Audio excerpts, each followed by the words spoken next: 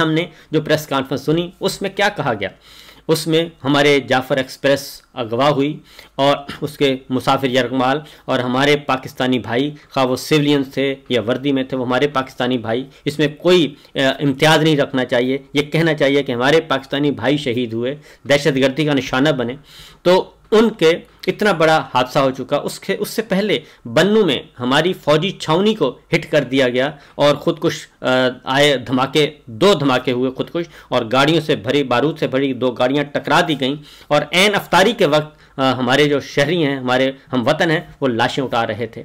और यही कुछ हुआ जामिया हक़ानिया में, और मौलाना हामिदुल हक जो हैं उनको निशाना बनाया गया। तो दहशतगर्द तो दिन दनाते फिर रहे हैं। और उसके बाद अगली बात क्या की जा रही है, आज जो गुफ्तगू की गई, इससे 100% बेहतर था कि ये प्रेस कॉन्फ्रेंस ना की जाती, इस ब्रुटैलिटी को जाहिर ना किया जाता, इस फिस्तायत वाली अप्रोच को जाहिर ना किया जाता। क्या कहा गया? दुनिया में देखें तो दुनिया में क्या पाकिस्तान में सिर्फ मिसिंग पर्सन्स हैं? आज दुनिया के जो डेवलप्ड नेशंस हैं, डेमोक्रेटिकली बड़े डेवलप्ड हैं, फिजिकली बड़े डेवलप्ड हैं, वहां पर मिसिंग पर्सन्स की तादाद क्या है? यूएस में कितनी है, यूके में कितनी है? फिर रीजन में अगर आप देखें तो पाकिस्तान के अलावा वो ममालिक हैं जहां पर मिसिंग पर्सन्स की तादाद है। फिर पाकिस्तान के अंदर केपीके में बाकी जगहों पर यह इशू है, लेकिन बलूचिस्तान वाले को बार बार रिपीट क्यों किया जाता है? Just to use it as a propaganda tool against state of Pakistan. कहा गया कि जी लापता अफराद तो कहते हैं कि हर जगह होते हैं, लापता अफराद अमेरिका में भी हैं, इसराइल में भी हैं, भारत में भी हैं, तो वहाँ पे शोर थोड़ी मचाते हैं और ये सब कुछ इस तरह थोड़ी करते हैं। लापता अफराद हैं तो फिर हैं, और अगर पाकिस्तान में है तो इससे क्या फ़र्क पड़ता है? तो सवाल ये पैदा होता है कि अगर लापता अफराद, ये मिसिंग पर्सन, लोगों को घरों से उठाया जाना और उनको प्यारों से दूर करना और उनको अकूबत खानों में डालना, अगर ये इतना ही अच्छा इक़दाम था, तो फिर आज तक पाकिस्तान अक़वाम मुत्तहिदा में इसराइल के ख़िलाफ़, भारत के ख़िलाफ़, मकबूजा कश्मीर में जो कुछ हो रहा है, जो फ़लस्तीन में हो रहा है, इन इक़दामात के ख़िलाफ़ इसराइल और भारत के ख़िलाफ़ क्यों मुक़द्दमात पेश करता रहा? इसका मतलब है कि आज आपने जवाज़ बख्श दिया है कि भारत भी सही कर रहा है, इसराइल भी सही कर रहा है, और आज के बाद आप इंटरनेशनल फोरम्स पे किसी भी जगह पे ये सवाल नहीं उठा सकेंगे। और आपने ये तस्लीम कर लिया, ये बात DGISPR तर्जमान पाक फ़ौज ने भी तस्लीम कर ली कि जनाब मिसिंग पर्सनस हैं और हमारी तहवील में हैं, और ये बात सरफराज बुगटी जो कि नाजायज़ हुक्मरान हैं उन्होंने भी तस्लीम कर ली। उस वक्त जनरल याहिया और सरफराज बुगटी ये काम, जुल्फ़िकार अली भुट्टो ये काम कर रहे थे, और आज ये काम किया है सरफराज बुगटी, वो भी पीपल्स पार्टी के हैं, और तर्जमान पाक फ़ौज ने ये काम किया है, DGISPR ने ये काम किया है, और इस तरह का एक एतराफ़ जुर्म कर लिया है इंटरनेशनल फोरम पे बैठ के, क्योंकि वहाँ पे आलमी ज़राए अबलाग भी मौजूद थे और उनकी मौजूदगी में आपने कह दिया कि जी हाँ मिसिंग पर्सन्स हैं। तो इसका मतलब है कि आपने तो सारे का सारा मुकदमा जो है वो दुरुस्त साबित कर दिया, और जितने भी एतराज़ात थे। तो अगली बात है कि अगर कोई दहशतगर्द है, कोई अलहदगी पसंद है, कोई शिद्दत पसंद है, बड़े से बड़ा भी है जुर्म हुआ है, तो उसकी एक अदालती निज़ाम है हमारे यहाँ, अदालतों में पेश किया जाए और वहाँ पे पेश करके उनके ख़िलाफ़ कार्रवाई की जाए, पूरी कौम आपके साथ होगी।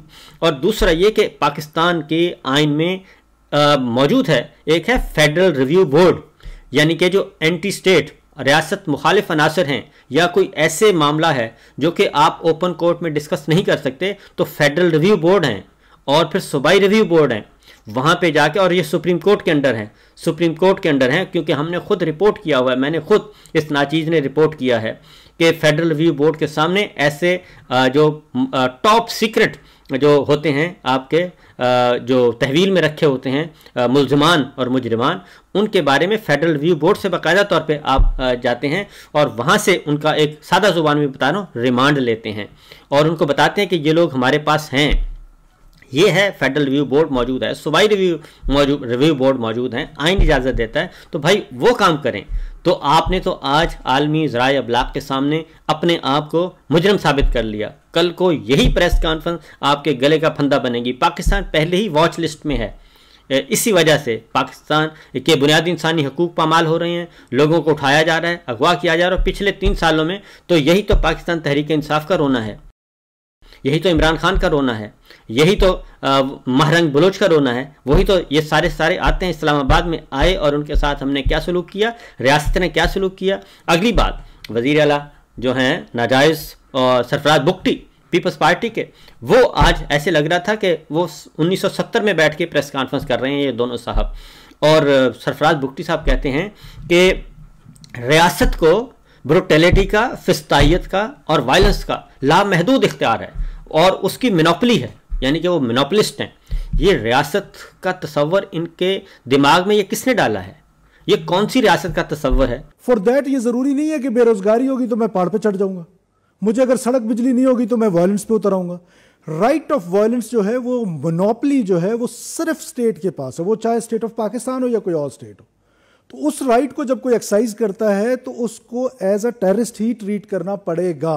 तो मेरा ख्याल है, और दूसरा पहले कहा गया कि ये पाक अफगान बॉर्डर है और आज इन्होंने कहा कि जी वो राब्ते में थे अफगानिस्तान में और इस दहशतगर्दी को स्पॉन्सर कर रहा है इंडिया। तो अगर ये सब कुछ कर रहा है तो रोकना किसने है और इसके साथ बातचीत किसने करनी है? क्योंकि हमने तो सीज फायर किया हुआ है, LOC पे तो सीज फायर हमारा मुआहिदा है और इंडिया के साथ। और उसके बाद कुलभूषण यादव की एक सुनाई गई पुरानी वीडियो सुनाई गई। तो बात यह है कि पुरानों की कामयाबियों को अपने खाते में ना डालें, क्योंकि पुरानों की जो पॉलिसियां हैं उनको तो आप रद्द कर चुके हैं।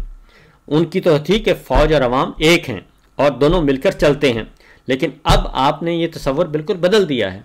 अब तो आप कह रहे हैं कि ताकत जो है, फिस्तायत जो है, ब्रुटलिटी, आप तो रियासत का एक नया तसव्वुर पेश कर रहे हैं कि रियासत ब्रुटल होती है, रियासत फाशिस्ट होती है, रियासत जो है वो वायलेंस का इख्तियार रखती है।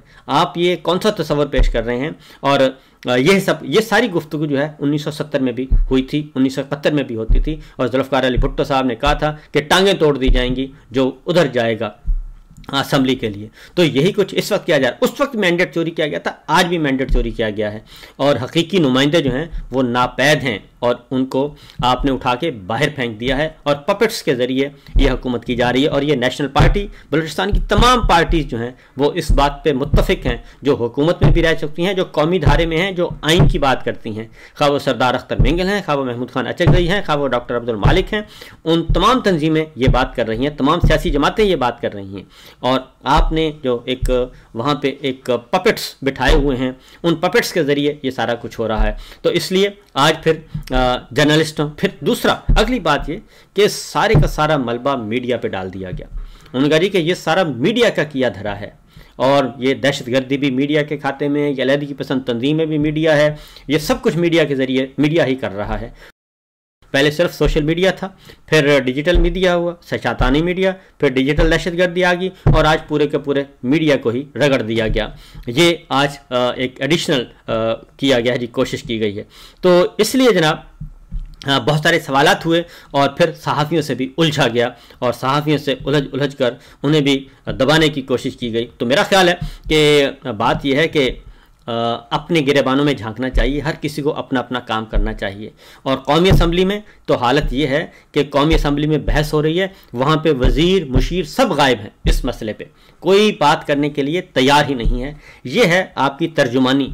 अगर इसकी ओनरशिप भी आपके सारे इक़दामात की, अगर DGISPR के इक़दामात की ओनरशिप भी कोई वज़ीर लेने के लिए तैयार नहीं, कोई मुशीर लेने के लिए तैयार नहीं और कौमी असम्बली में, इक़्तिदार के ऐवानों में, पार्लियामेंट में बैठ के आपको सपोर्ट करने के लिए तैयार नहीं, तो ये सारे का सारा जो आपने एक फ़ेक निज़ाम कायम किया हुआ है, ये किसके लिए किया हुआ है? ये ज़रा सोचने की बातें हैं। अगली बात जो है जी वो है रियासत पाकिस्तान गैर कानूनी स्पेक्ट्रम के खिलाफ जिहाद कर रही है, बिल्कुल कर रही है। तो लेकिन उसके लिए तफरीक होनी चाहिए ना, कि तफरीक होनी चाहिए और उसके बाद आगे बात बढ़नी चाहिए। लेकिन इसकी वजह यह है कि 3 सालों में जो एक पॉलिटिकल एजेंडा, गैर आइनी, गैर कानूनी, गैर जमहूरी और जिसके बुनियादी इंसानी हकूक़ की खिलाफ वर्जी करते हुए जो एक पॉलिटिकल एजेंडा मुसल्लत करने की कोशिश की जा रही है, ये उसका कारस्तानी है, उसके सारे कुछ हो रहे हैं। अगली बात है कि जो BLA है उसने इस्लामाबाद रावलपिंडी में हमलों की बात की है और आज ये तस्लीम कर लिया गया है कि जाफ़र एक्सप्रेस में हमले में 18 सिक्योरिटी एहलकार हमारे शहीद हुए और टोटल 26 अफराद शहीद हुए। और जबकि अभी भी जो मुसाफिर हैं, जो जिंदा बच जाने वो मुसाफिर हैं, वो ये बात मानने के लिए तैयार नहीं हैं। और अलहदगी पसंदों से दहशत गर्दों वाला बर्ताव किया जाएगा, ये आज वज़ीर आला बलूचिस्तान ने कहा है। तो जनाब बात यह है कि यही रवैया हमारा मशरक़ी पाकिस्तान में था और उनसे बात करनी चाहिए और बात करके उनको टेबल पे लाना चाहिए, और जो कौमी धारे में आना चाहते हैं, जो आईने पाकिस्तान को तस्लीम करते हैं और उनके हकूक़ का ख्याल रखना चाहिए। आईने पाकिस्तान हकूक़ का मुतय्यन करता है, उस आइन को तस्लीम करना चाहिए और उसके अकॉर्डिंगली चलना चाहिए। उस आइन की खिलाफ वर्जी कोई दहशतगर्द करे उसकी भी वही सज़ा है, और कोई इख्तदार के ऐवान में बैठ कर करे उसकी भी वही सज़ा है। कोई फ़र्क नहीं है दोनों में।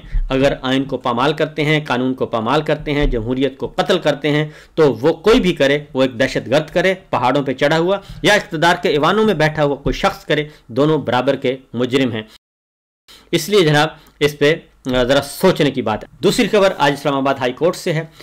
इमरान खान और बुशरा बीबी पर मुलाकातों पर गैर आइनी गैर कानूनी पाबंदी है, और वहाँ पे भी वही एक निज़ाम कायम किया हुआ है। पूरी जेल जो है वो किसी और के कब्ज़े में है और जेल का अमला बिल्कुल लाचार और बेयारो मददगार नज़र आता है। आज इस्लामाबाद हाई कोर्ट में जस्टिस सरदार एजाज इसाक साहब थे और उनके सामने मामला था मिसाल यूसुफ़ज़ई की दरख्वास्त थी तौहीन अदालत की।